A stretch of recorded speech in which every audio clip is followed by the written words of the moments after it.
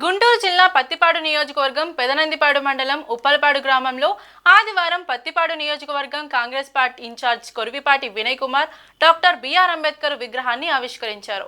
అంబేద్కర్ విగ్రహావిష్కరణ కార్యక్రమానికి ఉప్పలపాడు గ్రామానికి నాగులపాడు అంబేద్కర్ యూత్ కురపాటి శివకుమార్ ఆధ్వర్యంలో పెద్ద ఎత్తున ర్యాలీ నిర్వహించారు. అనంతరం ఏర్పాటు చేసిన సభలో కొరివి వినయ్ కుమార్ మాట్లాడుతూ నేటి సమాజంలో పార్టీల పెత్తనం పెరిగిందని, దానిని ఎదుర్కొనేందుకు అంబేద్కర్ ఆశయాలను ఒడిసిపట్టి ప్రతి ఒక్కరూ చైతన్యవంతులు కావాలని పిలుపునిచ్చారు. సంతోషం వ్యక్తపరచాల్సిందిగా కోరుతున్నాం.